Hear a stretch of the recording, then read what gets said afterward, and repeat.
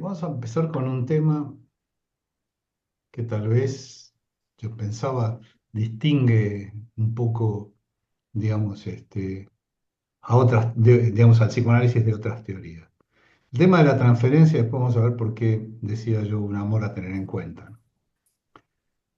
En función del título que elegí para poner, tendríamos que pensar un par de conceptos. Por un lado, la transferencia y por el otro lado, el amor. Cuando hablamos de transferir, lo primero que nos viene a la mente es una acción que implica mover de lugar una cosa. Es decir, aquí hay un movimiento, un desplazamiento. Algo que está en un lugar se va a desplazar a otro. El otro concepto es algo mucho más complicado de definir, que es el amor. Aunque seguramente cualquiera de nosotros algo sabe. Todos hemos amado o nos han amado alguna vez. Si no, no habríamos sobrevivido. En el diccionario de psicoanálisis de Laplanche y Pontalis, define la transferencia como un proceso en virtud del cual los deseos inconscientes se actualizan sobre ciertos objetos dentro de un determinado tipo de relación establecida con ellos y de un modo especial dentro de la relación analítica. Se trata de una repetición de prototipos infantiles vivida con un marcado sentimiento de actualidad. Me parece importante señalar acá algunas características. Por un lado, que son deseos inconscientes que se actualizan. El segundo es en la relación analítica. Y el tercero es la repetición de prototipos infantiles. Otro punto para señalar es que el psicoanálisis, y esto lo decía al principio, es tal vez la única propuesta en la cual este concepto ocupa un lugar especial. Decimos entonces que los deseos inconscientes se actualizan, se recrean en la relación que un sujeto establece con su analista. Vemos un primer vínculo entre esos aspectos que señalé. El tercer punto está vinculado con la repetición, es decir, con la repetición de prototipos infantiles. El texto, que, bueno, en realidad vamos a trabajar con dos textos, ¿no? Hoy. El primer texto a partir del cual vamos a trabajar es sobre la dinámica de la transferencia de 1912.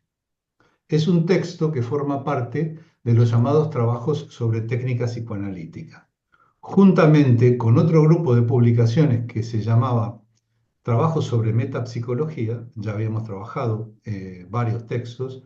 Yo trabajé Pulsiones y destinos de la pulsión, Lucía trabajó lo inconsciente y Alfonso trabajó la represión. Juntamente con estos textos, estos sobre la técnica psicoanalítica, son tal vez un intento que hace Freud de dar un cuerpo teórico a la práctica psicoanalítica. A modo de introducción y tal vez de definición de mecanismo que implica la relación transferencial, Freud nos dice sobre la dinámica de la transferencia. Todo ser humano, por efecto conjuntamente de sus disposiciones innatas y de los influjos que recibe de su infancia, adquiere una especificidad determinada para el ejercicio de su vida amorosa, o sea, para las condiciones de amor que establecerá y las pulsiones que satisfará, así como para las metas que habrá de fijarse. Esto da por resultado, digamos así, un cliché, o también varios, que se repite, es reimpreso, de manera regular en la trayectoria de su vida, en la medida en que lo consientan las circunstancias exteriores y la naturaleza de los objetos de amor asequibles, aunque no se mantiene del todo inmutable frente a impresiones recientes. A mí me parece importante destacar aquí dos cosas: disposiciones innatas, es decir, que esto subjetivo que en cada sujeto va a funcionar de manera diferente, y los influjos que recibe de su infancia.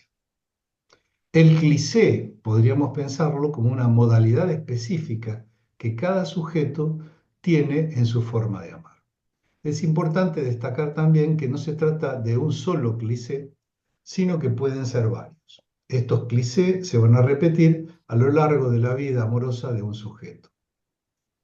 En el texto también aparece el uso de un término que podría ser equivalente al cliché, imago. Es un término que viene de Jung. en su libro Metamorfosis y símbolos de la libido de 1912, que describe la imago materna, la imago paterna y la fraterna. Es algo así como un prototipo de inconsciente de personajes que orienta electivamente la forma en que el sujeto aprehende a los demás, es decir, los incorpora. Se elabora a partir de las primeras relaciones intersubjetivas reales y fantasiadas con el ambiente familiar. En este sentido, podemos pensarlo como una suerte de modelo que tenemos cada uno para amar. Ahora bien, hablamos de emociones pulsionales que son determinantes para la vida amorosa. Una parte de esas emociones, de pulsiones, perdón, o emociones libidinales, como dice en el texto, seguirá el desarrollo psíquico y dice Freud, ese sector está vuelto hacia la realidad objetiva, disponible para la personalidad consciente. Pero hay otra parte que está apartada de la personalidad consciente, así como también de la realidad objetiva, y solo ha sido posible que se despliegue en la fantasía o que haya permanecido inconsciente, o sea, reprimida. Esa parte que ha sido reprimida se volverá hacia el médico y se anudará a uno de los clichés o imagos preexistentes. Pero también quiero señalar que Freud aquí dice que el paciente insertará al médico en una de las series psíquicas que el paciente ha formado hasta ese momento. Aquí vemos claramente por qué Freud habla de transferencia, porque transfieren esas mociones pulsionales en la persona del médico. Pero hay más. La transferencia, nos dice Freud, nos sale al paso como la más fuerte resistencia al tratamiento. Más adelante sigue, hay una experiencia que uno puede corroborar cuantas veces quiera. Cuando las asociaciones libres de un paciente se deniegan, en todos los casos es posible eliminar esa parálisis aseverándole que ahora él está bajo el imperio de una ocurrencia relativa a la persona del médico o algo perteneciente a él. Vemos entonces que hay dos aspectos para pensar. Por un lado, la transferencia se presenta como una aliada en el proceso de la cura, pero por el otro aparece como la mayor resistencia. Luego, Freud, citando a Jung, nos habla de un proceso que aparece en toda contracción de psiconeurosis, designado como introversión de la libido. ¿Qué sucede? Hay una disminución del sector de la libido susceptible de la conciencia, vuelta hacia la realidad, y en esa misma medida aumenta el sector de ella extrañada de la realidad objetiva, inconsciente, que, si bien puede todavía alimentar las fantasías de la persona, pertenece a lo inconsciente. Sigue luego, la libido, en todo o en parte, se ha internado por el camino de la regresión y reanima las imagos infantiles, es decir, estos clichés, estas formas de amar infantiles. A partir de esta afirmación, Freud da cuenta de por qué aparecen las resistencias cuando la investigación psicoanalítica tropieza con la libido retirada de sus escondrijos, no puede menos que estallar un combate. Todas las fuerzas que causaron la regresión de la libido se elevarán como unas resistencias al trabajo para conservar ese nuevo estado. Estoy citando a Freud. Podemos pensar entonces que el paciente insatisfecho vuelca su libido sobre el analista, la transfiere esa libido, siguiendo esos clichés o imagos parentales o familiares, recordemos que pueden ser imagos fraternales. La introversión o regresión de la libido genera una lucha con las resistencias. Cuanto más se acerque en un análisis a complejos reprimidos, aparecerá la transferencia. Esto lo podemos ver, bueno, en realidad lo vamos a ver y lo va a trabajar, creo que es Lucía, en el texto Recordar, Repetir y Reelaborar, que para mí es un texto de los más importantes de todos estos trabajos de Freud. Es decir, en ese texto vamos a ver que el paciente no recuerda determinadas cosas, pero las actúa, las repite en acto. Pero Freud señala que no son las únicas resistencias ni las más poderosas. Hay otro tipo de resistencia que está vinculada a algo más estructural. Nos referimos a la represión, es decir, al conflicto inconsciente y la represión. Vamos a recordar eso que decíamos cuando veíamos estudios sobre la histeria, que decía Freud, creo que era la comunicación preliminar, que la escribía conjuntamente con Bleuler, que cuando se producía una inconciabilidad en la vida de representaciones, se producía, digamos, un esfuerzo de desalojo, porque yo no podía considerar a ese hecho inconciliable, no lo podría considerar como no acontecido. Entonces lo desalojaba, y esto es lo que va a dar lugar al concepto de defensa que después se va a transformar en represión. En este punto, Freud sitúa el concepto de resistencia como elemento clave en el desarrollo de un análisis. Dice Freud, la resistencia acompaña todos los pasos del tratamiento. Cada ocurrencia singular se constituye como un compromiso entre las fuerzas cuya meta es la salud y aquellas, ya mencionadas, que la contrarían. Es importante señalar el párrafo siguiente en el cual aparecen por un lado el síntoma y por el otro lado la ausencia del síntoma. Dice Freud, si se persigue un complejo patógeno desde su subrogación en lo consciente, llamativa como síntoma o totalmente inadvertida, hasta su raíz en lo inconsciente, enseguida se entrará en una región donde la resistencia se hace valer con tanta nitidez que la ocurrencia siguiente no puede menos que dar razón de ella y aparecer como un compromiso entre sus requerimientos y los del trabajo de investigación. En este punto, según lo que atestigua la experiencia, sobreviene la transferencia. Siguiendo a Freud, si algo del material del complejo, o sea, de su contenido, es apropiado para ser transferido en la persona del médico, esta transferencia se produce, da por resultado la ocurrencia inmediata y se anula mediante los indicios de una resistencia. Por ejemplo, mediante la detención de las ocurrencias. Es decir, cuando una persona está en análisis y empieza a asociar libremente y en un momento se detienen las asociaciones, Freud nos señala ahí que ahí hay una resistencia y que esa detención es transferencial. Entonces, de esta experiencia, inferimos, dice Freud, que la idea transferencial ha irrumpido hasta la conciencia a expensas de otras posibilidades de ocurrencia porque presta acatamiento también a la resistencia. Siempre que uno se aproxima a un complejo patógeno, primero se adelanta hasta la conciencia la parte del complejo susceptible de ser transferida y es defendida con mayor tenacidad.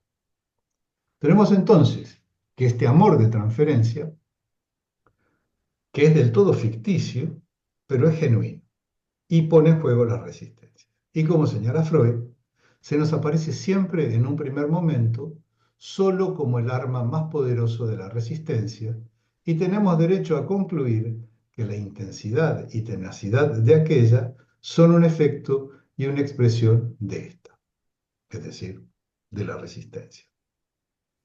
Luego Freud señala que hay dos tipos de transferencia, una transferencia positiva y una negativa. La positiva consiste en los sentimientos amistosos o tiernos que son susceptibles de conciencia y de sus prosecuciones en lo inconsciente, es decir, sus manifestaciones inconscientes. En este punto aparece la referencia a lo sexual, al lo erótico. Dice Freud, todos nuestros vínculos de sentimiento, simpatía, amistad, confianza y similares que valorizamos en la vida se enlazan genéticamente con la sexualidad y han desarrollado por debilitamiento de la meta sexual, a partir de unos apetitos puramente sexuales, por más puros y no sensuales que se presenten ellos, ante nuestra autopercepción consciente. Luego afirma que la transferencia sobre el médico solo resulta apropiada como una resistencia dentro de la cura cuando es una transferencia negativa o cuando es positiva de emociones eróticas reprimidas.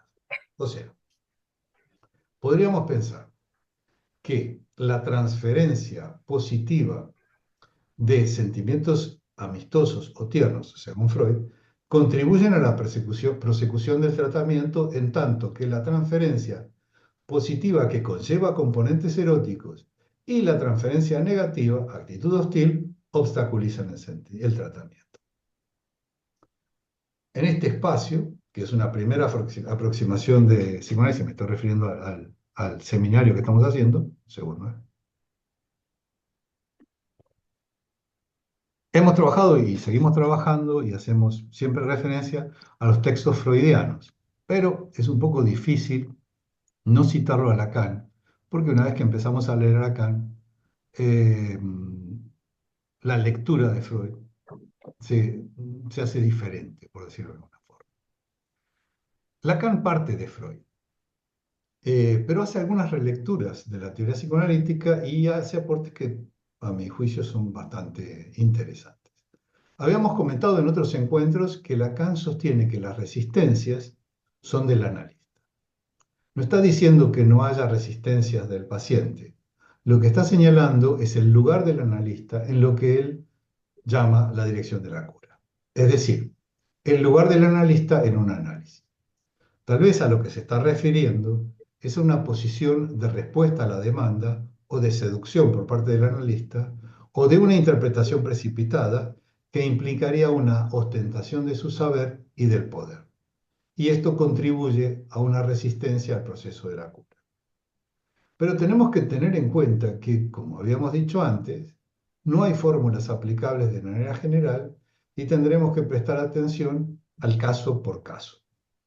Yo acá en mi texto ahí puse entre paréntesis felicitación por cumpleaños. Tengo una gran amiga que hace muchos años se estaba analizando y un día fue a su analista y le dijo, hoy es mi cumpleaños, dígame feliz cumpleaños. Y él le dijo, ¿y por qué yo le tengo que decir cumpleaños? Feliz cumpleaños. Y esa fue la última sesión. Ella le dijo, vaya a ser la mierda y no volvió nunca más. Por eso digo que esto, digamos, vamos al caso por caso. En función de esta distinción entre transferencia positiva y transferencia negativa que estábamos hablando, Freud habla también de un concepto que ya había trabajado anteriormente, Bleuler, que es el de la ambivalencia. Esto implicaría, en lo que llama las fórmulas curables de la psiconeurosis, la existencia al mismo tiempo de una transferencia negativa junto a una transferencia tierna dirigida de manera simultánea sobre la misma persona. Hay una referencia hacia el final del texto sobre la dinámica de la transferencia que es interesante destacar.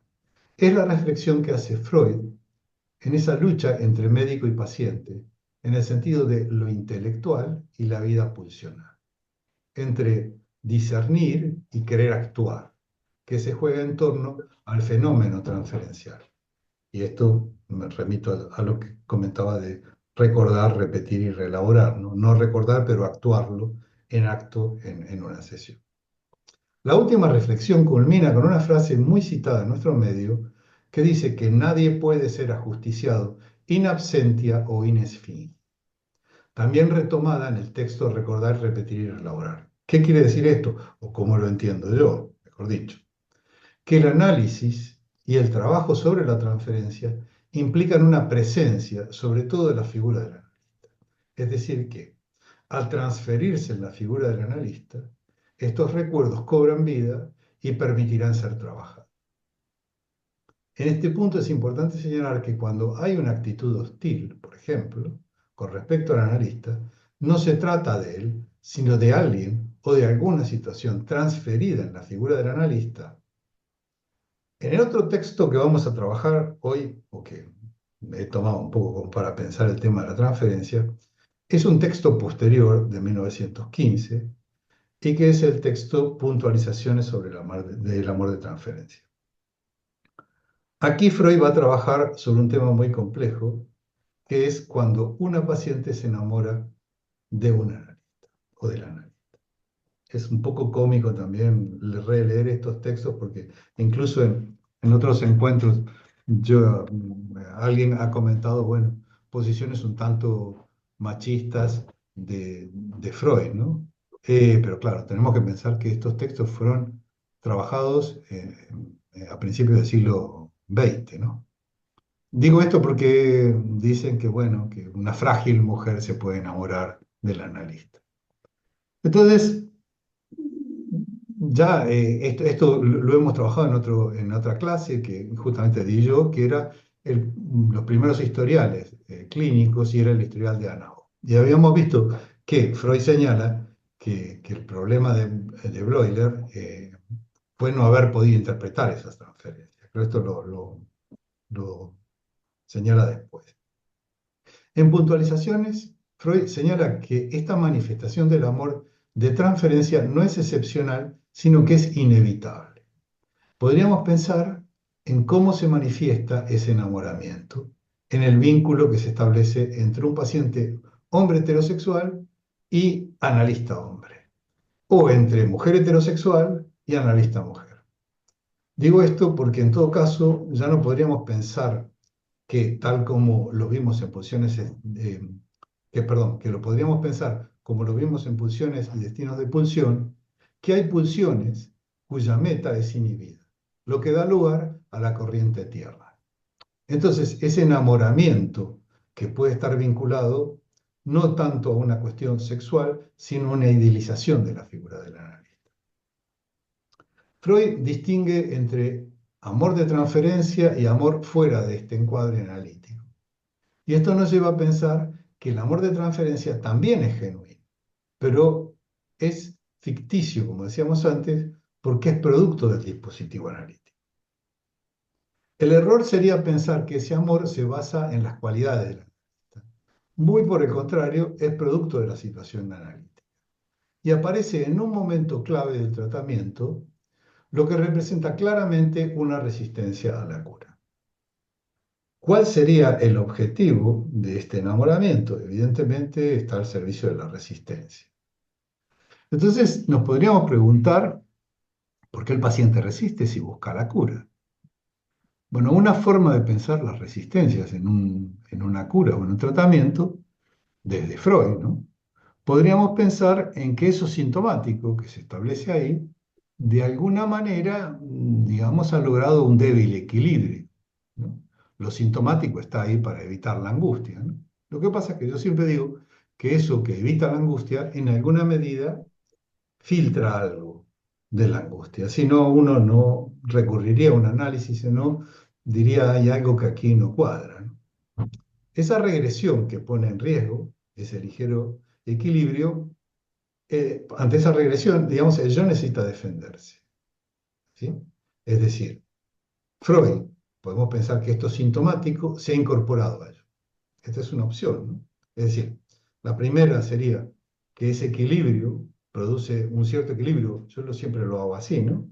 Pero en ese equilibrio hay algo que filtra y que produce la angustia. Si atacamos eso sintomático, evidentemente va a volver la angustia. Entonces el yo se defiende ante estos sintomáticos. Y si señalamos que este enamoramiento funciona como algo sintomático, bueno, eso se va a defender y va a decir que no. La resistencia también se podría pensar como que esto sintomático se ha incorporado, digamos, al yo y entonces el yo se va a defender de alguna manera, ¿no? Si lo vamos a atacar. Y desde la perspectiva lacaniana podríamos pensar que la resistencia está vinculada a sostener una posición determinada frente al sufrimiento. Es decir, que la resistencia la podríamos pensar como una resistencia a cambiar de posición con respecto al goce o al sufrimiento. Pero ante una declaración de amor, ya sea explícita o de manera indirecta, el ego, dice Freud, que vendría a ser, digamos, aquel que no tiene conocimientos médicos o psicoanalíticos, puede pensar que solo hay dos desenlaces posibles, que se unieran y que vivieran en una relación, o que se separaran y que interrumpieran el tratamiento. Existiría también una tercera posibilidad, dice Freud, que sería que vivieran una aventura, pero sería condenable tanto desde el punto de vista moral civil como de la dignidad del médico. En el segundo caso, que se interrumpa el tratamiento, la cura estaría resignada. Pero lo que debe tener en cuenta el analista es que ese enamoramiento no está vinculado a las cualidades de su persona o a su atractivo personal, sino que es producto de una situación analítica. En este punto, Freud señala que lo que debe prevalecer es el interés del enfermo. Incluso la enferma se puede llegar a proclamar curada. En este punto recordemos, no sé si recuerdan y alguno la vio, que habíamos propuesto que vieran una peli de John Huston que se llama, con Montgomery Clift, que hace de Freud, y que se llama Freud y una pasión secreta. Y hay una parte, por en realidad también habíamos recordado que se supone que el personaje de la paciente que aparece en esa película había sido inspirado en Ana O, ¿no?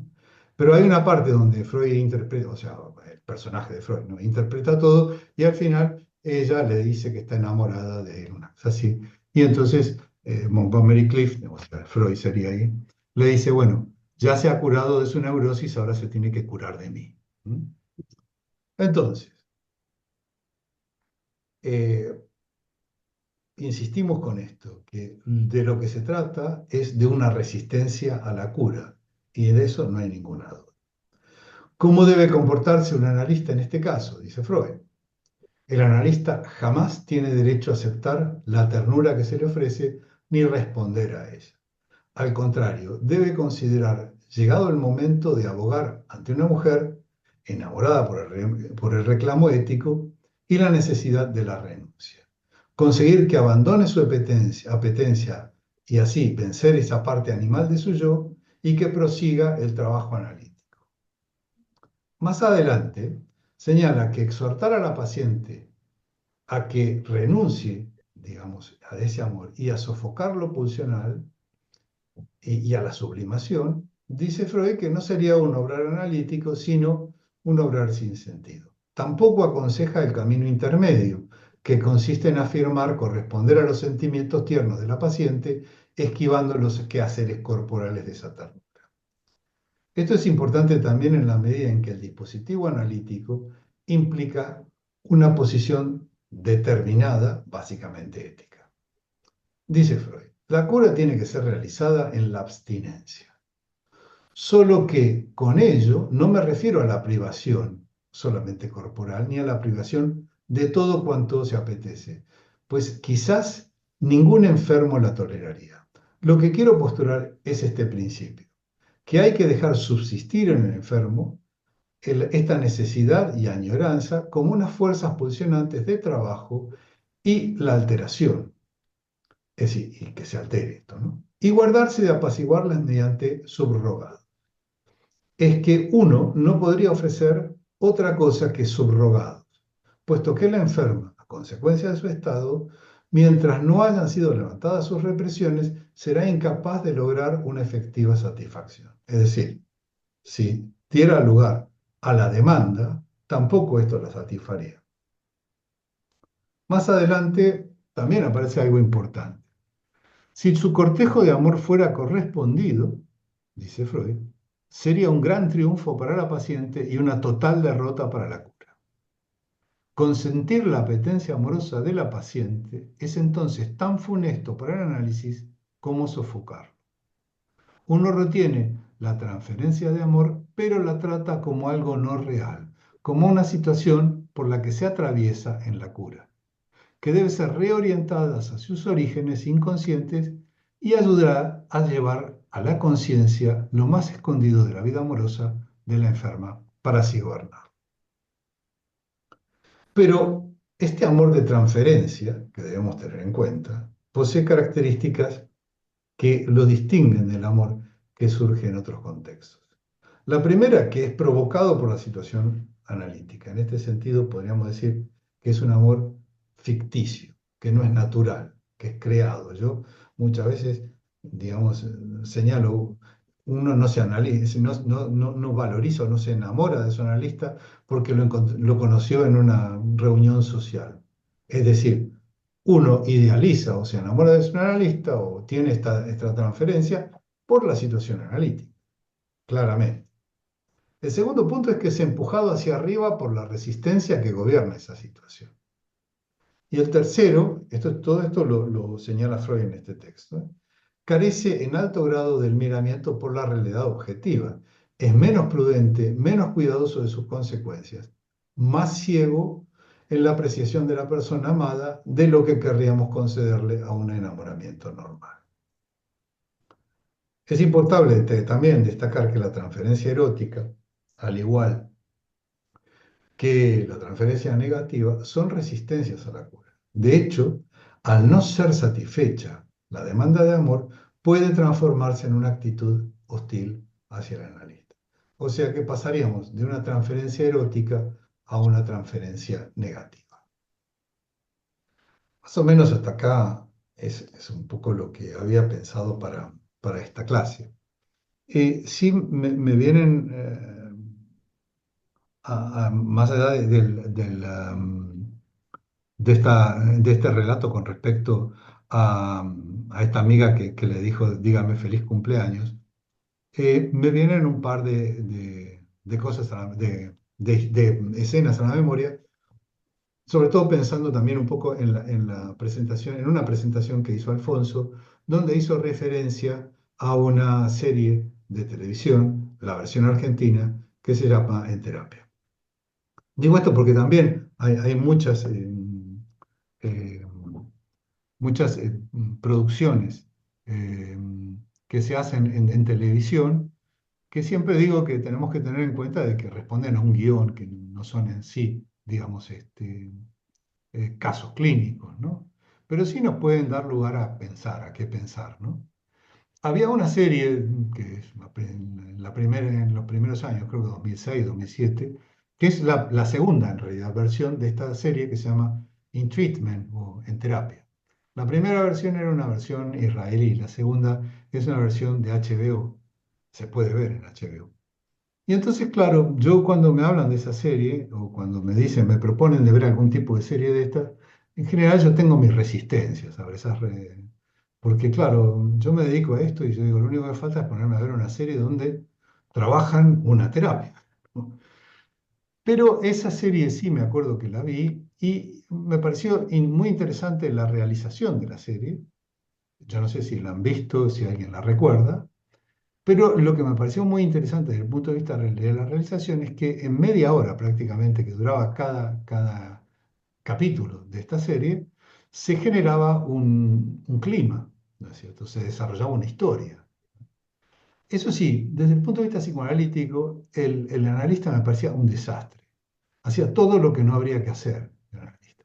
Digo esto porque ahí aparecen también, hay una historia, yo no sé si la recuerdan los que la vieron, de una paciente que se enamora de él y creo que en el primer episodio de la segunda temporada, él tiene o intenta tener una relación sexual con la paciente y es un desastre, no pasa nada. Pero después hay otro episodio que también me pareció interesante como para refrescarlo, ¿no? Es que él tenía un paciente que era piloto y que al final se termina suicidando, creo, en la serie, ¿no? Y hay una parte donde el paciente lo provoca y le dice algo y él le tira un vaso de agua. Entonces ahí es donde, esta es la pregunta, ¿no? Es esa transferencia hostil, negativa, con respecto a esa provocación que hace con el analista le responde en un plano, digamos, de tú a tú, es decir, en un plano imaginario, ¿no? Y este es el grave error para mí, digamos, bueno, pero evidentemente tenía unos fines, digamos, de guión, ¿no? Para atrapar ¿cómo se llama? Al televidente, ¿no? Al que está mirando, ¿no? Pero claro, me pregunto, es decir, cuando hay una transferencia hostil, ¿cómo podría reaccionar un analista? Y yo creo que lo mejor, en alguna medida, es mantener el tipo, silencio, y empezar a trabajar a quién le está dirigiendo esa agresión. Porque, como dice Freud claramente, en realidad el analista en ese lugar ocupa un lugar que no está dirigido. Claro, el otro tema que podríamos llegar a pensar y que cuando quieran intervenir ya pueden intervenir, ¿no? Es qué pasa cuando en realidad hay determinados límites que se pasan, ¿cierto? como por ejemplo en esa serie, cuando le tira el vaso de agua. Pero bueno, repito, a mí por suerte nunca nadie me ha tirado nada en, en las sesiones.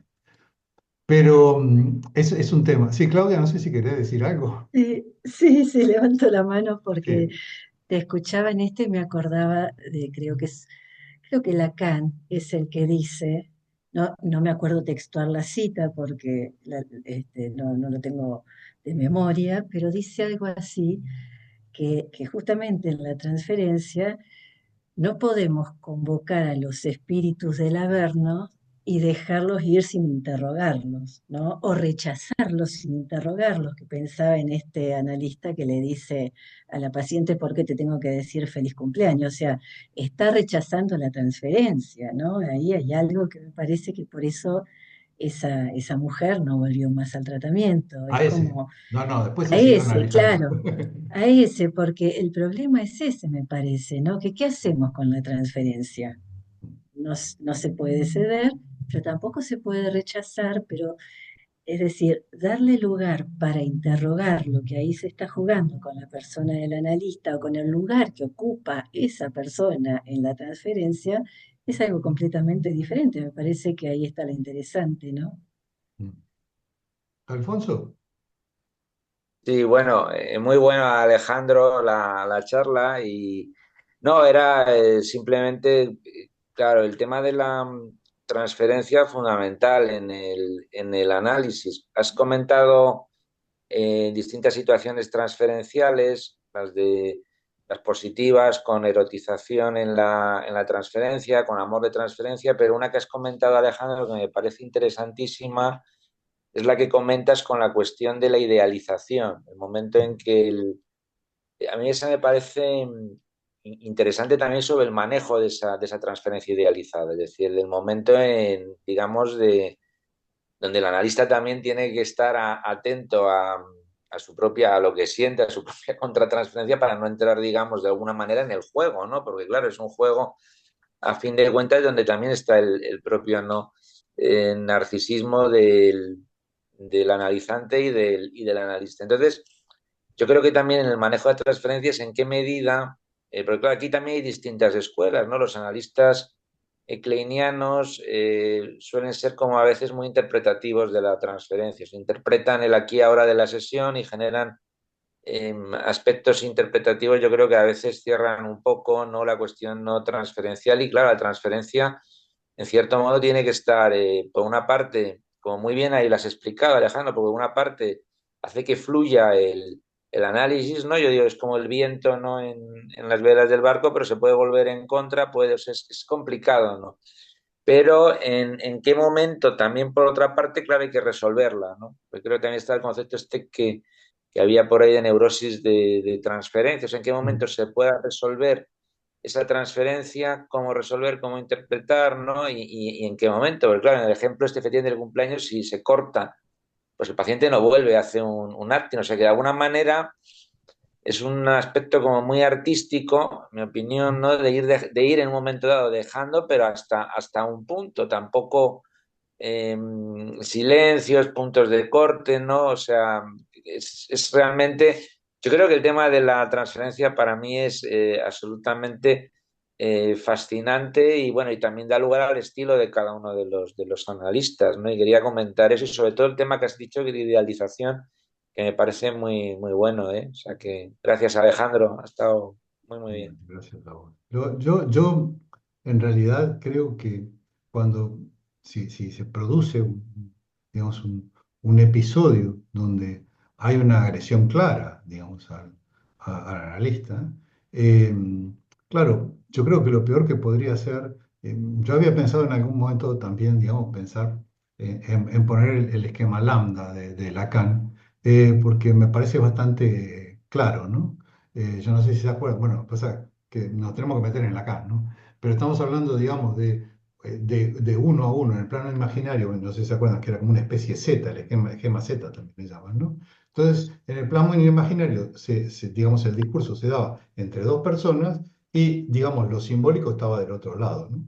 Entonces, claro, si vamos en el plano imaginario y un paciente me dice, usted es un estúpido, y yo le digo, más estúpido será usted, me estoy poniendo en el plano imaginario.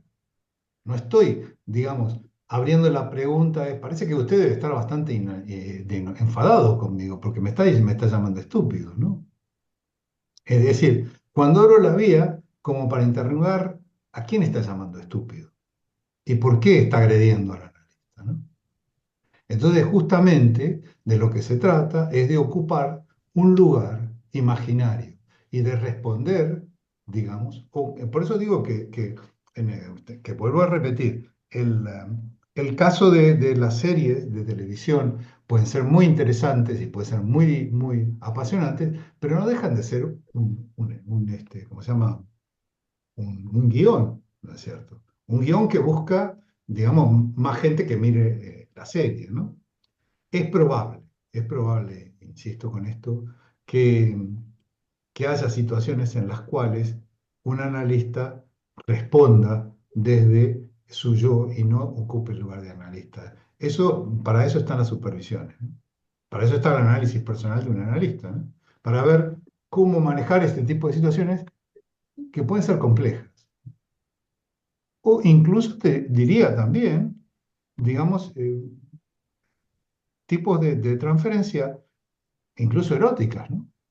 ¿Mm?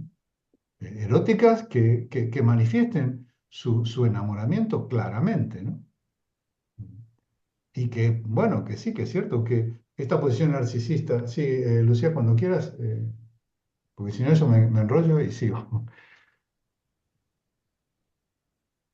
No, gracias Alejandro. Quería comentar esto en relación a la abstinencia, que creo que se hizo como mucho tiempo hincapié, ¿no? En esta parte que tiene que ver con la abstinencia, que es que uno no responde desde a título personal, ¿no?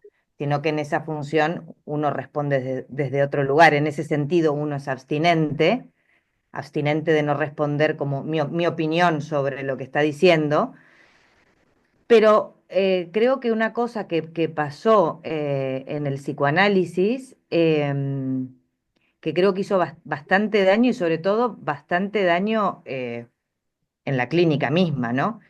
Que era confundir abstinencia con ser un mueble. Es Mm, decir, que acaba siendo violento, ¿no? mm, Esta gente que no dice nada, que no responde nunca, que está desafectivizada. También incluso hubo mucho tiempo que incluso se hablaba de cómo tenía que ser la decoración de un consultorio para mm. ser abstinente también, como que no pusieras nada personal, que fuera todo como muy minimalista.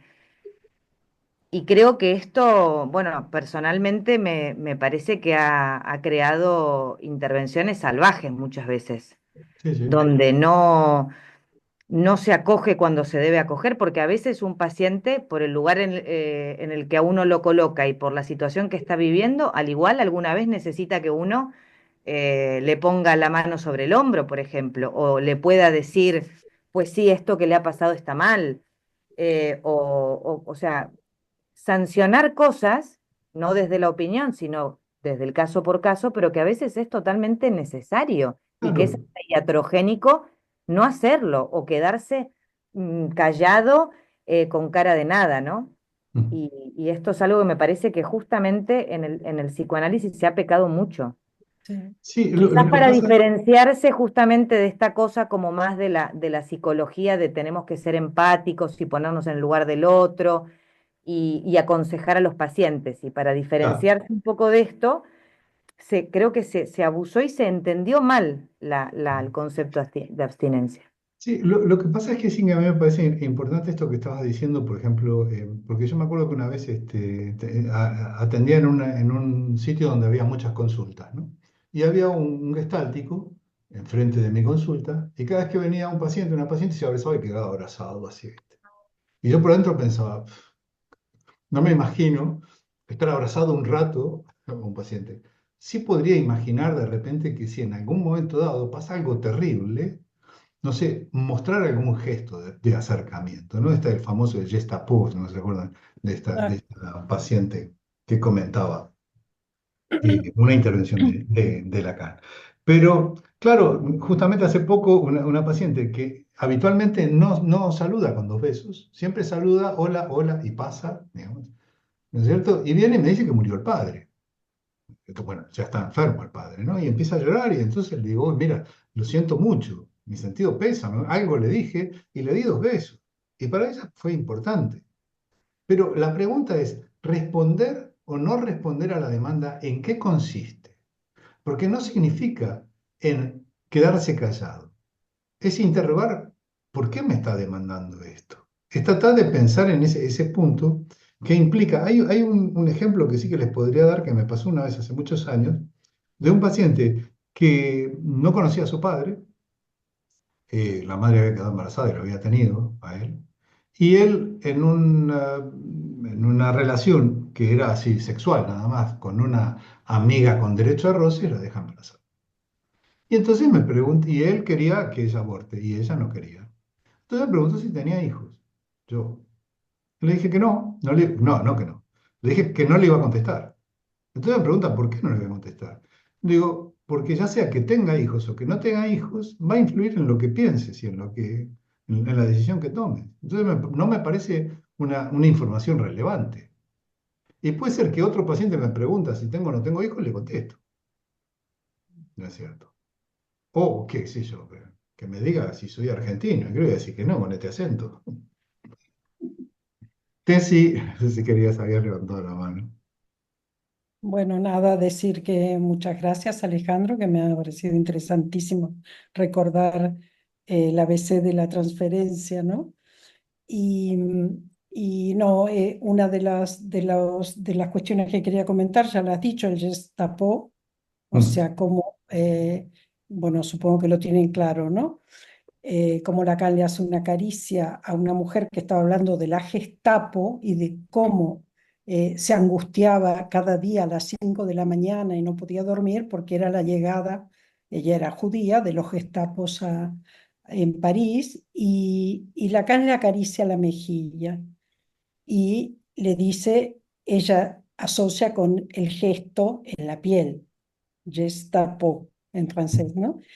Que es interesante porque incluso te puede pasar de poder hacerlo sin haber pensado por qué lo estás haciendo, pero hay una producción allí de la transferencia justamente, que luego me parece muy interesante porque es el inconsciente del analista y el inconsciente de la paciente que se producen en ese momento transferencial, ¿no? Esto es un tema bastante interesante a pensar. Y la otra cuestión es que lo que decía Lucía, de cómo los analistas también provocaron, yo he tenido pacientes que se analizaron años en 5 sesiones semanales y que, bueno, por esas casualidades de la vida, se analizan con un analista no kleiniana y están paranoidizados en la transferencia. Es muy fuerte, o sea, yo no me había encontrado, pero no tengo muchos casos, pero sí algunos, en donde la transferencia se convirtió en algo persecutorio. ¿Mm? Todo podía ser interpretable, digamos, todo elemento podía ser interpretable, aparte de, bueno, de la figura que ahí tiene que ver con una figura superyoica del analista, evidentemente.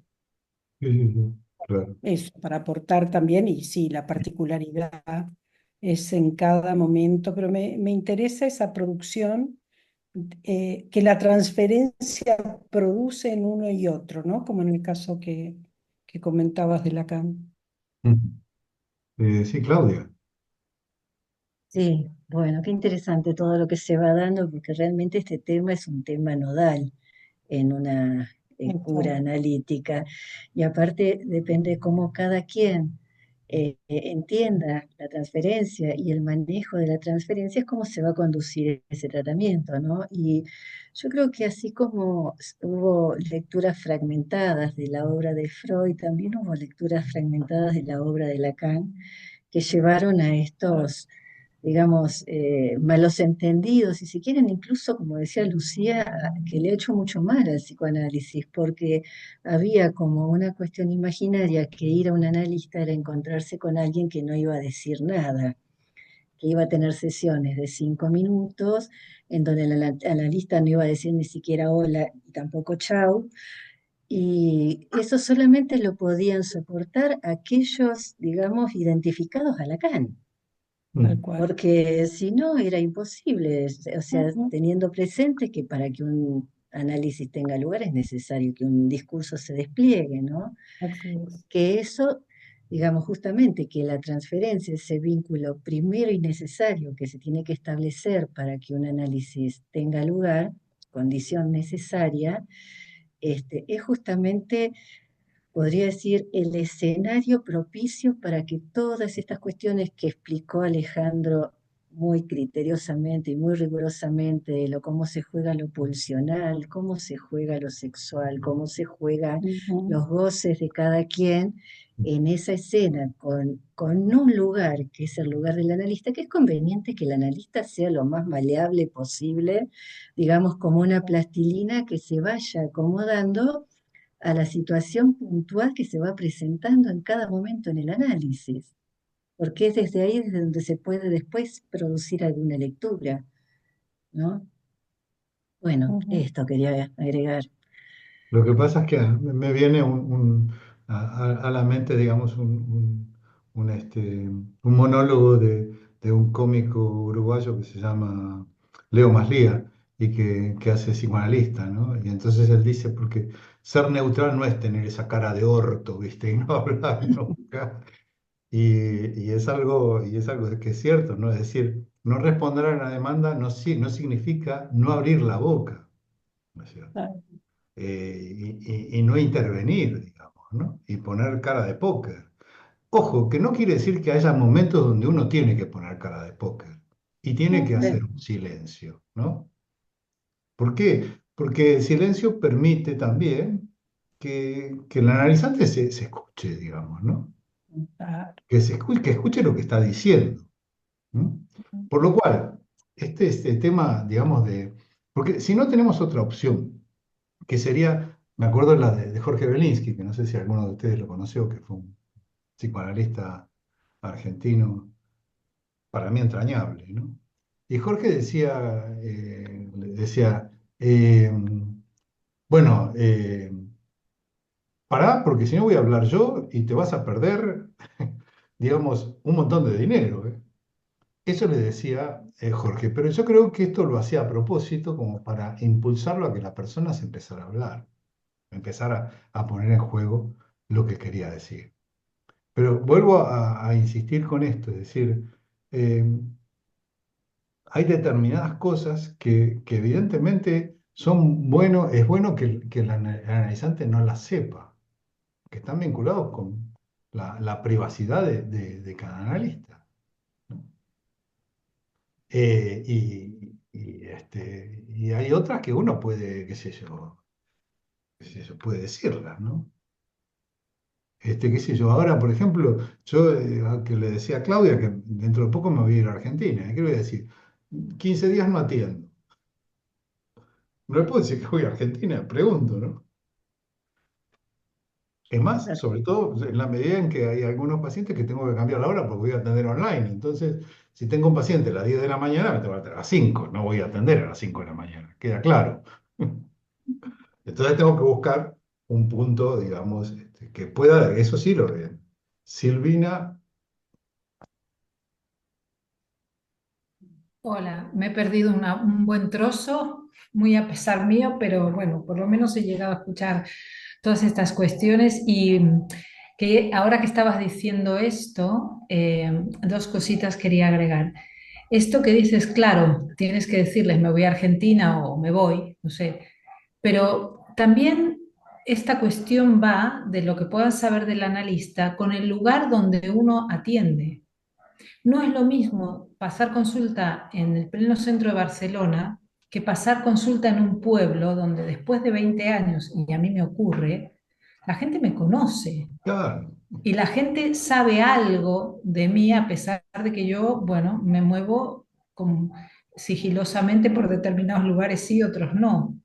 Pero claro que saben. Sin embargo, bueno, y eso es un hándicap que yo, alguien decía, Claudia decía, maleable, ¿no? Bueno, con eso juego también, ¿no? Y ahí me muevo sin salirme de mi lugar. Hay gente que sabe, tengo tal hija, tal hijo, bueno, lo saben, sin embargo uno sigue trabajando. Sí, seguramente. No, Mira, no, no, mira, ¿no? Silvina, yo ahora no porque la reformaron la calle y todo y reformaron, pero antes yo vivo en Rocafort. Enfrente de mi casa hay un Mercadona. Entonces, claro, yo a veces entre paciente y paciente iba a comprar algo en Mercadona. Y a veces me encontraba un paciente que lo había tenido hace un rato. ¿Y qué le voy a decir? Pone cara, no lo saludo, salgo corriendo, me escondo, me tapo. Digo, hola, hola, ahí soy un comprador de Mercadona. Igual Y que él sí, o que ella. y porque tenemos vida, es que Ayúdate. no lo podemos evitar. Lo que pasa es que otra cosa es cómo uno se maneja una vez que el paciente llega a la consulta.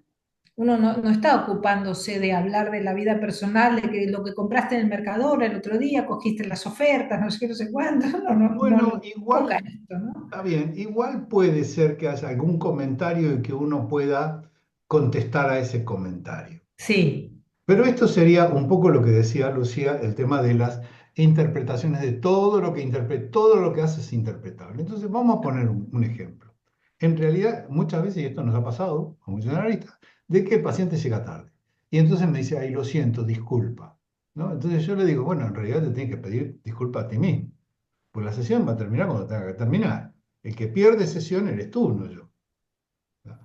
Entonces, si una persona llega tarde o se olvidó sacar el dinero y todo esto, no vamos a estar de los 40 minutos que tiene la sesión, 35 hablando de ese episodio. exactamente. Ahora, sí tenemos que pensar es que si esto se repite, sí hay que hablar de eso, porque hay otra cosa en juego.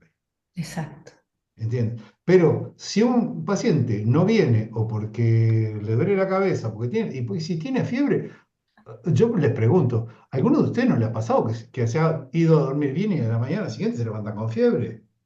¿Es una resistencia? Y Puede sí, ser. ¿Pero qué hago? ¿Lo hago venir con fiebre? No.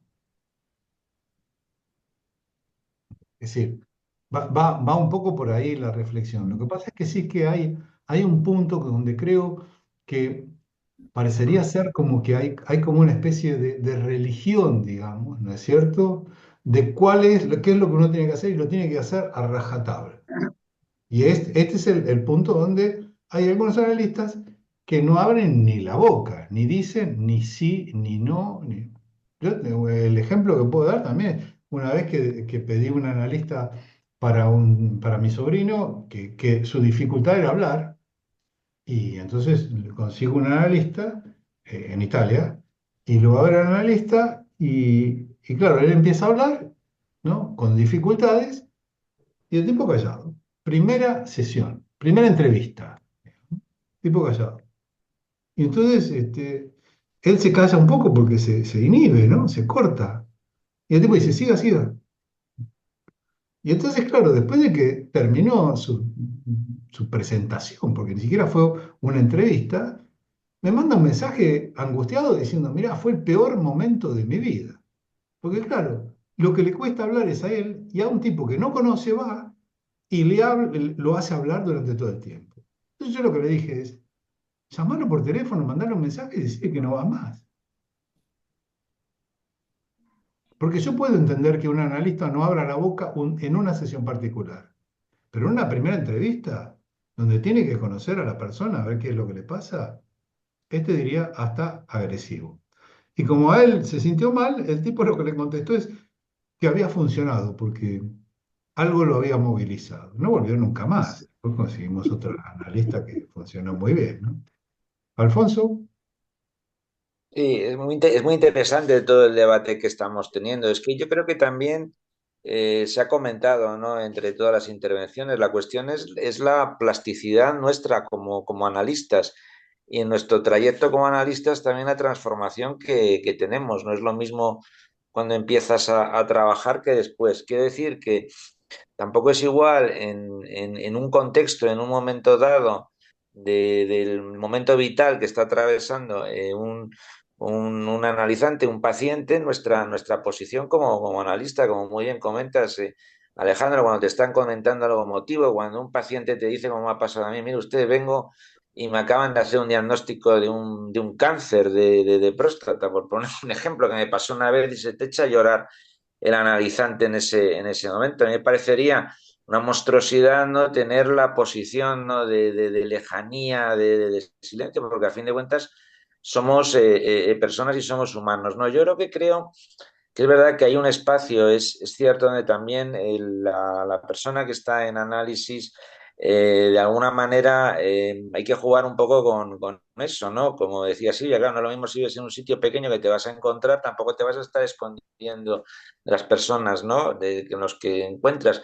Pero es verdad que también es necesaria cierta privacidad nuestra, ¿no? De alguna manera, no desvelar todo, porque precisamente también en eso se basa la magia del análisis, ¿no? Que haya un espacio de fantasía donde también para un paciente en un momento dado podamos ser el cura, porque me decía un paciente, le evocaba mi nombre Alfonso, el cura que no sé qué, y para otro podamos ser un capullo, para otro pueda enamorarse de nosotros, ocupamos distintos lugares y saber nosotros a quién está hablando de alguna manera cada uno de nuestros pacientes, ¿no? Pero yo creo que por lo menos yo también mi análisis personal con mi analista, todos tenemos curiosidad por saber cosas, ¿no? En un momento dado, de nuestros analistas, ¿no? Podemos encontrarnos con ellos o saber, pero que quede siempre, yo creo, un cierto espacio de misterio, de algo de la fantasía que se pueda ir de alguna manera desarrollar. Por eso también nuestro trabajo pues tiene una privacidad, pero qué decir ahora en este mundo, ¿no? De Internet, donde todo muchas veces se sabe, donde todo aparece, donde todo está en un lugar, o en los espacios psicoanalíticos, las instituciones, donde a veces se producen análisis dentro de ellas y nos conocemos, a todo no se puede ni esconder, yo creo, ni mostrar. Ahí anda un poco el juego, ¿no? Para que haya proceso analítico y transferencia, ¿no? Claro, Muy, muy pero yo insisto con esto, es el hecho de que haya espacios donde uno coincide con analizantes, ¿no es cierto? Esto no implica que no exista este vínculo, digamos, claro. transferencial con un paciente. Y el otro tema también, es decir, si a mi analista le pasa algo, obviamente que a mí me interesa saber cómo está. Una vez a mi analista lo operaron de la columna. Y obviamente que yo a los 10 días, ¿cómo estás? ¿Cómo te estás recuperando? ¿Entiendes? Es decir, no puedo, digamos, bueno, como es mi analista, no lo voy a preguntar. Es un absurdo. ¿Mm? Eh, sí, sí, sí me vino a la mente, digamos, este concepto de individuo, porque justamente cuando estuvimos en un coloquio en Bruselas, eh, hay un psicoanalista que es bastante interesante, que se llama Marie-Jean Soré, y que él trabaja justamente, ¿cómo se llama? El coloquio era el lazo social en cuestión, se llamaba, ¿no? Entonces él decía que en realidad, digamos, la ciencia cognitiva o la psicología cognitiva, en realidad, digamos, lo que intentaba era individualizar a las personas, digamos, ¿no? Que sean individuos y que no sean sujetos, ¿no? En ese punto donde uno no se interroga determinadas cosas, ¿no es cierto? Y claro, que sea un individuo que yo le llamo, digamos, esto es un invento mío, un homo consumandis, ¿no? Es decir, que lo que tenga que hacer es consumir, consumir, consumir, como para tapar una falta que es imposible de tapar. Y entonces, claro, en función de esto, claro, podríamos decir que nosotros, pues, y esto me causa gracia porque muchas veces alguien te dice, ah, eres psicólogo, psicoanalista, y tienes clientes o tú recibir a tus clientes, ¿no? Y a mí, supongo que a todos nos suena bastante fatal que llamen a los pacientes clientes, ¿no? Entonces, claro, esto está vinculado a una lógica o mercantilista, o podríamos decir también incluso de generar individuos, ¿no? Y no sujetos. Lo que pasa es que sí que a mí me parece interesante señalar que sí, desde el psicoanálisis podemos hablar de un sujeto del inconsciente, ¿sí? E incluso podríamos llegar, ya desde Lacan, de hablar de un discurso. Y por eso nosotros le pusimos a nuestra asociación que ya que hay unos cuantos que formamos parte de esa asociación aquí, discurso psicoanalítico. Pero yo creo que es importante que tengamos en cuenta que detrás de un sujeto y detrás de un discurso hay una persona que está sufriendo. Eso no lo podemos olvidar nunca. Y esto no está vinculado con empatía o no empatía. Es decir, porque si no tenemos una mínima de capacidad para sostener, digamos, esta cura pensando que esa persona, que es un sujeto no inconsciente, que tiene un discurso, está sufriendo, nos tenemos que dedicar a otra cosa. Esta es perdón, mi posición, ¿eh? Si alguien no coincide, también puede decir la suya.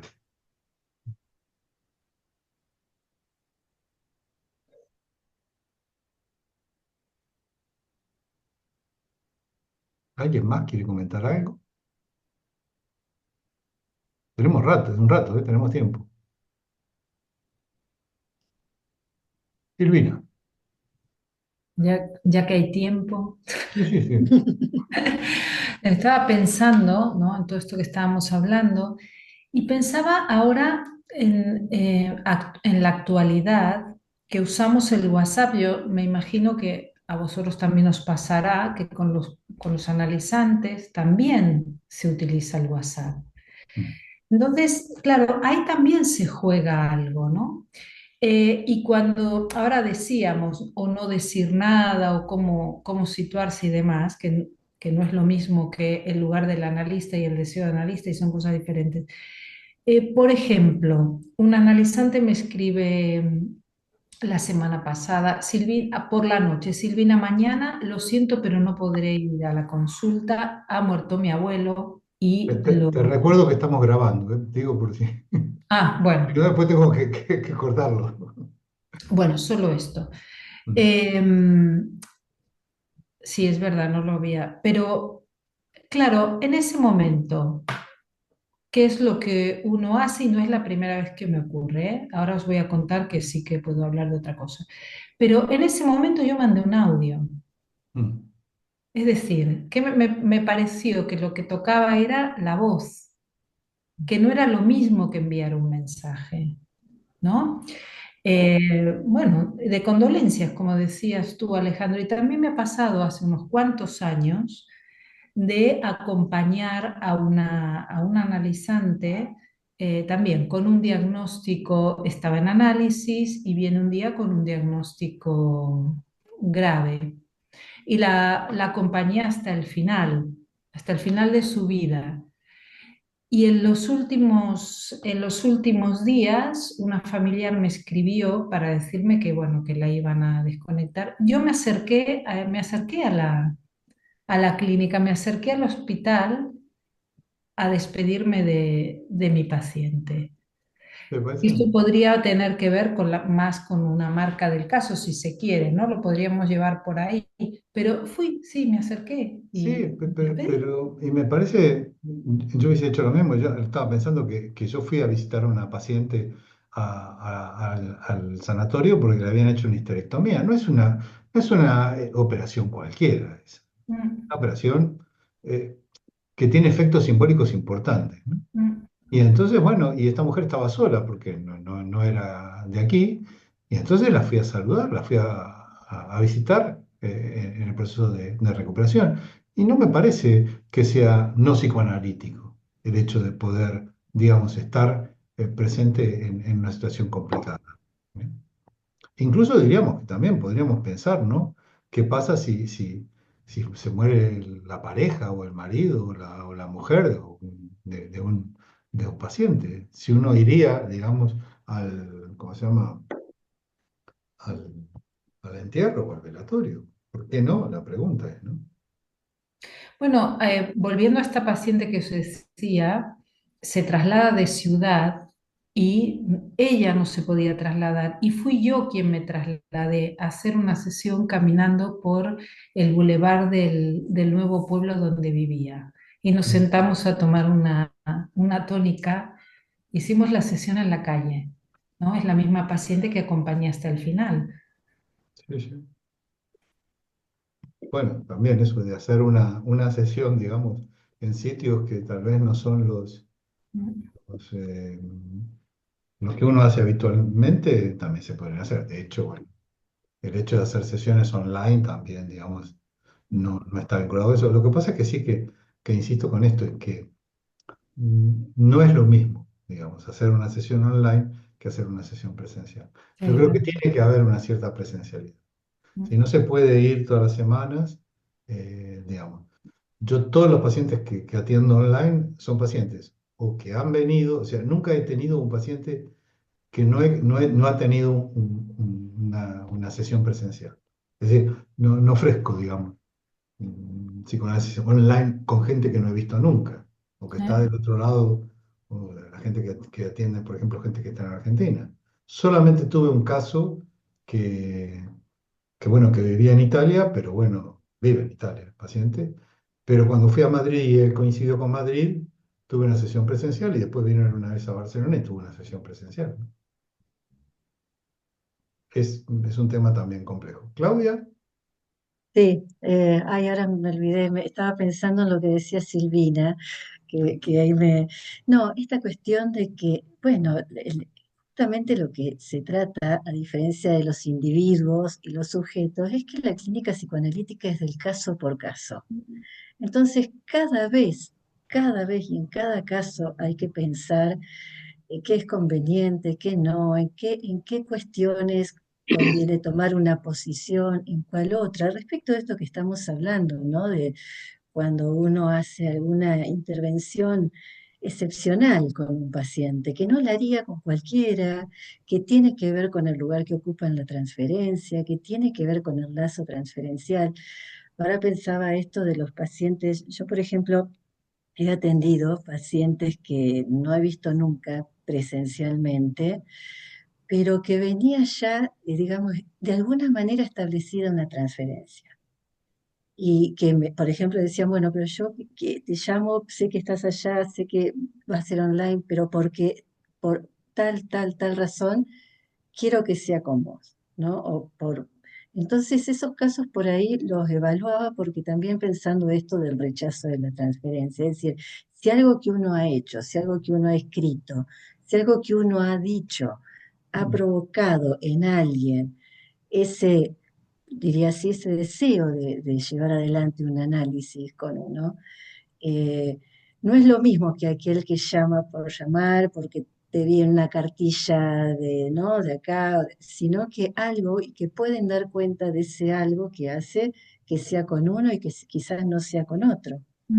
Entonces me parece que todas estas cuestiones hacen a lo atento que tenemos que estar nosotros al momento de recibir a un paciente o de recibir el primer contacto de un paciente para poder evaluar, bueno, cuáles son, digamos, los pasos a seguir en cada caso y en función de la singularidad que presenta cada caso, ¿no?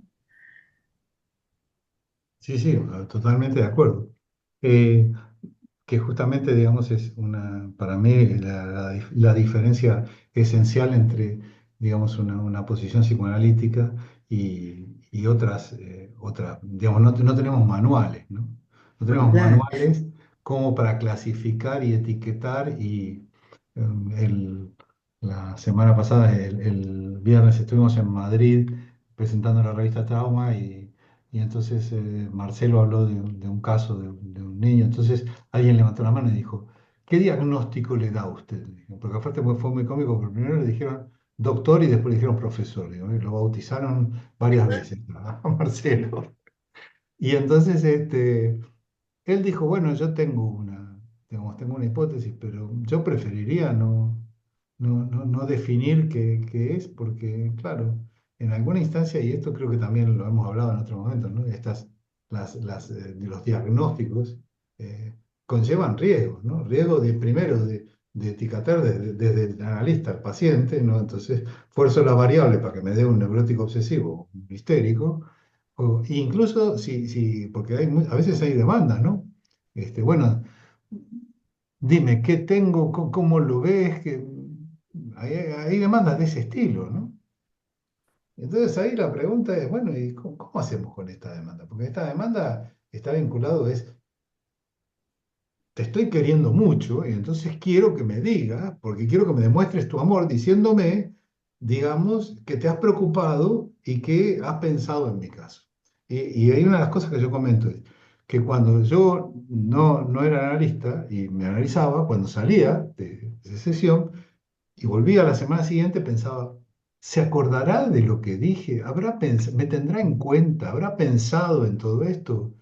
Y entonces después cuando empecé a trabajar como analista pensé, si supiera un paciente el tiempo que uno le dedica a pensar en él, no haría ese tipo de preguntas, ¿no? Pero claro, digamos, el paciente no sabe el tiempo que uno le dedica. Incluso te diría que el dinero que gasta, ¿no? En supervisiones, ¿no? Que a veces no te sale a cuenta tener un paciente porque gasta más en supervisión que, que lo que le cobraste al paciente, ¿no?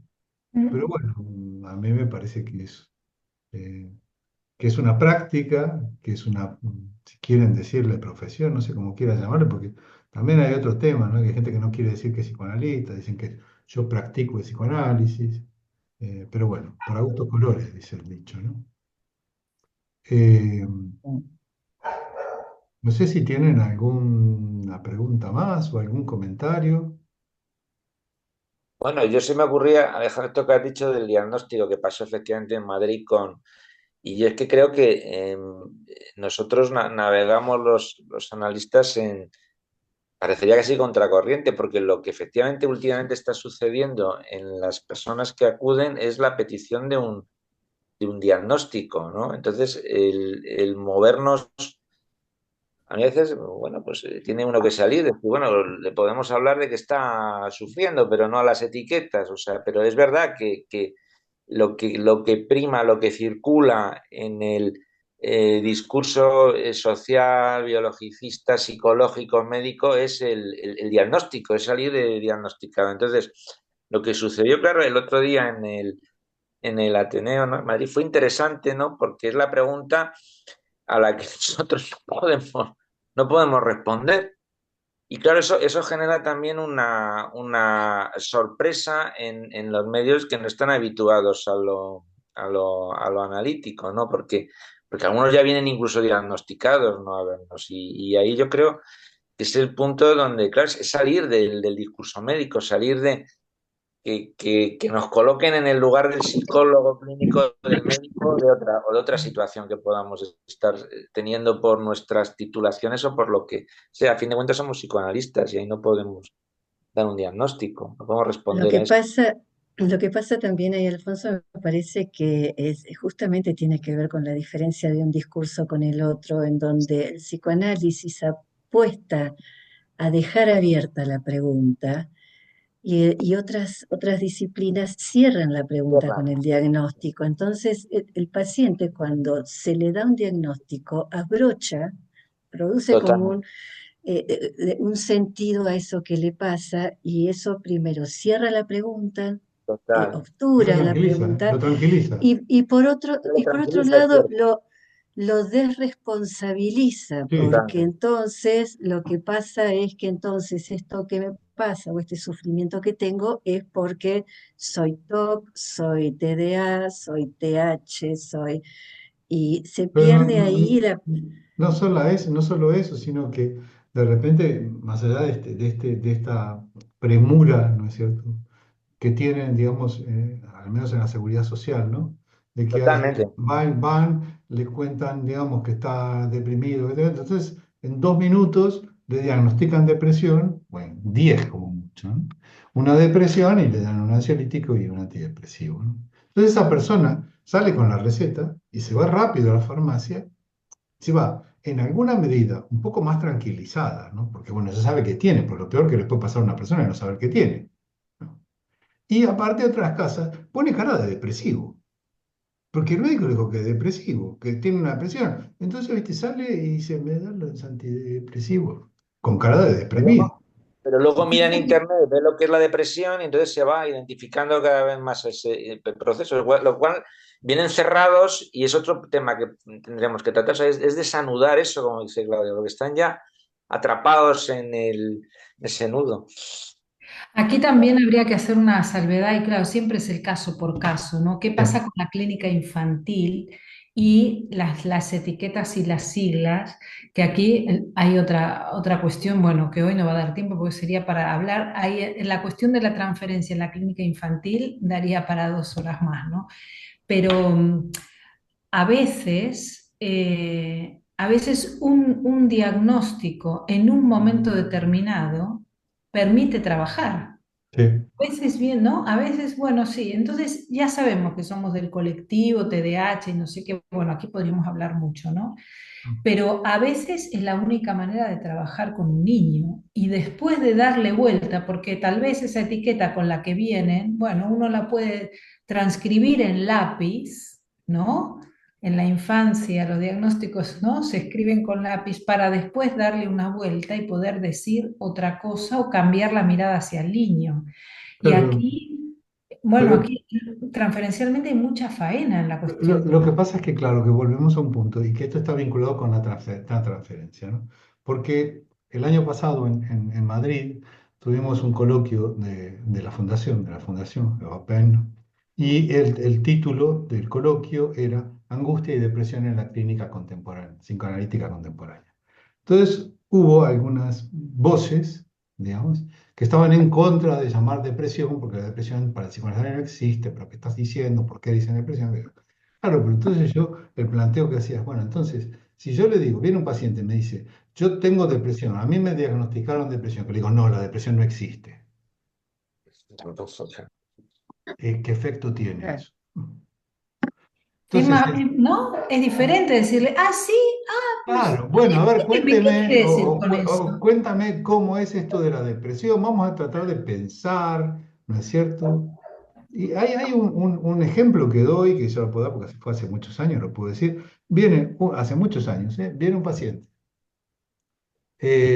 muy angustiado porque estaba bebiendo mucho, ¿no es cierto? Y tenía miedo de estar cayendo en una depresión. Entonces viene a la consulta y entonces empezamos a hablar y había visto a una psiquiatra. Y la psiquiatra le había recetado, en 10 minutos lo diagnosticó con depresión y le dio un ansiolítico y un antidepresivo. Y aparte le tomó un test para medir la ansiedad que eran como 500 ítems. A mí me das 500 ítems y ya entro en pánico. O sea que obviamente que el pico de ansiedad se me va a saber a dónde, ¿no? Entonces, este hombre, ¿no es cierto? Cuando viene, me dice que hacía 5 meses lo habían echado del trabajo y hacía 2 meses se había peleado con su mujer, se había separado. A mí me parece que tenía motivos este hombre como para estar deprimido, ¿no? Entonces yo lo que le propuse es, bueno, mira, en todo caso, haz lo que quieras, porque tenía la medicación, la tenía, porque encima la medicación, si vos por la seguridad social, cuesta 1 euro, una cosa así, ¿no? Antidepresivo, como mucho 2, 3 euros, ¿no? Entonces yo le digo, mira, lo que te propongo es, si lo quieres tomar, tómala. Igual te aclaro que los antidepresivos te van a hacer efecto de aquí a 20 días. Pero lo que te propongo es, en todo caso, demores un poco la toma y que empecemos a hablar, porque igual hablando salimos de ese lugar, ¿no?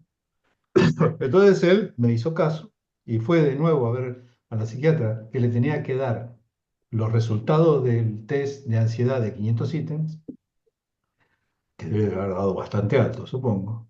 Y entonces ella, cuando le dijo que que decidió no tomar la medicación, ella sonriendo dijo, bueno, después la gente se suicida y los psicólogos no saben qué pasó. Esto lo dijo una Qué psiquiatra. barbaridad. Entonces, claro, y esto lo sabemos porque, por la experiencia propia, que, bueno, que sí que la medicación produce efectos. No digo que no los produzca, ¿eh? Bueno, y están para cuando se necesitan de verdad. Pero aquí, al menos en España, los médicos psiquiatras y los médicos de familia son de la receta fácil. Lo Sí, que pasa que también me parece que la sobremedicación o medicación innecesaria muchas veces va de la mano de estos miedos que tienen los psiquiatras o la angustia que le provoca encontrarse con situaciones que no saben cómo abordar. O sea, me parece que la problema. medicación y el diagnóstico no solo tranquiliza al paciente, sino también tranquiliza muchas veces al profesional que Más está que atendiendo tranquiliza, lo ahí. protege. O lo protege, Sí, claro, porque al menos sí. administró un tratamiento, ¿no? Pero el problema es la escalada en hipermedicación, porque una cosa es algo acompañado de la palabra, otra cosa es que lleguen, o sea, realmente en una situación a veces penosa, o sea, porque es un cóctel no absolutamente leonino y que tampoco está produciendo tampoco una siquiera calidad, ¿no? de vida. Es un protocolo que se sigue objetivamente, como tú dices, estoy totalmente de acuerdo, Claudia, para liberarse de Claro, angustias, pero responsabilidades o que quede en historia clínica marcado, ¿no? Alfonso, fíjate que hace muchos años también yo colaboré durante un tiempo en Psicólogos Sin Fronteras Cataluña. Entonces atendíamos a gente, digamos, o que estaba en paro, que no tenía dinero, entonces, bueno. Y entonces una paciente que empezó a venir y empezó a estar cada vez mejor porque pudo empezar a hablar de lo que le pasaba. Y entonces en un momento dado dijo que quería hablar con el psiquiatra para que le sacara la medicación porque estaba totalmente dopada, estaba drogada. Totalmente. Y entonces le dijo al psiquiatra bueno, que estaba yendo a un psicólogo y que estaba mucho mejor. Entonces el psicólogo le dijo, bueno, ella le pidió que le saque la medicación. Y el psiquiatra le dijo, bueno, dile a tu psicólogo que te haga un informe y yo te saco la medicación. Sí, sí, Entonces, sí. claro, yo pensé, para darle la medicación no me pidió un informe. Y para sacársela así. Para sacarlas de... claro. Sí, En realidad lo que quería era ponerse a cubierto. totalmente. Si llegaba a pasar algo, no, el psicólogo hizo un informe y dijo que le saque la medicación. Por lo cual,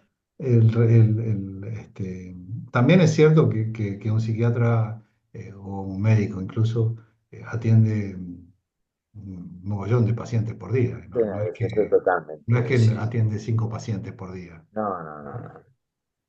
Bueno, no sé Ah, si hay algún otro comentario o algo. Ya he visto en el chat que han puesto los números de teléfono, los voy a agregar al chat ¿cómo se llama? Al WhatsApp que tenemos.